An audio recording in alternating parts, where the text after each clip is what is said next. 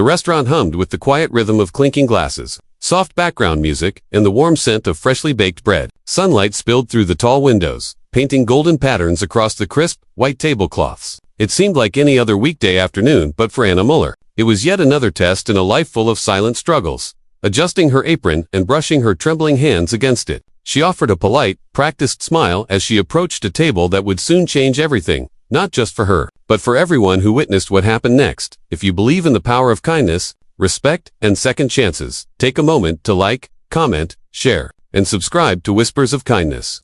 Because stories like this remind us what it truly means to be human. Anna had been working double shifts at an upscale restaurant where the wealthy came to show off their fortunes and the servers tried to disappear into their uniforms. Her mother's hospital bills were mounting, and her younger brother needed tuition she couldn't afford. She rarely complained, even when exhaustion blurred her vision or her feet burned from endless hours on them. But through it all, she carried herself with quiet dignity, the kind only someone who has truly struggled can understand.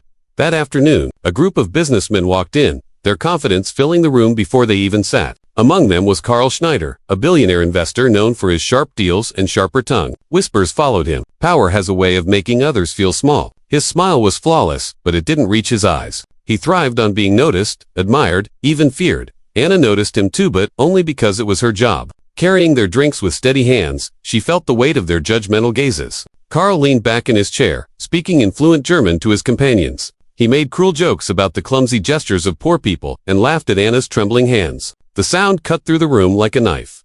For a moment, Anna froze. She understood every word. After all, she wasn't just a waitress, she had once been a language student, dreaming of becoming a translator. But life had other plans. After her father's death, she left university and took whatever work she could to support her family. She wanted to walk away, pretend she hadn't heard, but a quiet, unshakable strength inside her refused to let this moment pass. She placed the drinks gently on the table, took a deep breath, and met Carl's gaze. Then, in flawless German, she spoke, calm, measured, yet carrying the weight of someone who had nothing to lose. She reminded him that respect isn't earned through wealth, and intelligence isn't shown through status. She spoke of language not as a weapon, but as a bridge, a tool to connect hearts, not belittle others. The laughter stopped. The room seemed to hold its breath. Carl's smirk faltered. His companions glanced at each other awkwardly. Their confidence dissolved into uneasy silence. Anna didn't shout, didn't plead. She simply stood her ground, radiating quiet dignity, then walked away. The rest of the meal passed in near silence. Carl barely spoke, and when he finally asked for the bill and requested to speak to the manager, everyone braced for a complaint or a demand for Anna's firing. Instead, Carl stood, his expression transformed. No longer smug, now almost human. He apologized first in German, then in English. He admitted he had judged her wrongly, forgotten what respect truly meant. He left a generous tip, not from guilt, but from gratitude, and quietly walked away with his entourage. Anna didn't cry, though she wanted to. She exhaled slowly, relief washing over her. She had defended her dignity and, unknowingly, reminded someone else of their humanity. Weeks later, the restaurant received a letter addressed to Anna. It was from Carl Schneider. Inside, he wrote that their encounter had made him rethink not only his behavior but his company's culture. He shared that he had grown up poor, a truth buried beneath layers of ego and success, and that Anna's courage had reminded him of the compassionate person he once was.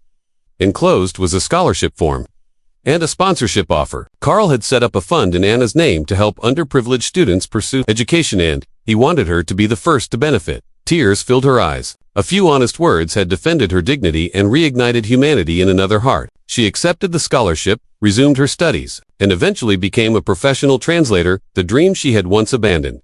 Years later, standing on a university stage as a guest speaker on resilience and kindness, she remembered that afternoon. The sunlight, the restaurant, the cruel laughter turned to silence. She told the students, kindness is not weakness. Its strength wears the disguise of gentleness. And sometimes, standing up with grace can change even the hardest heart.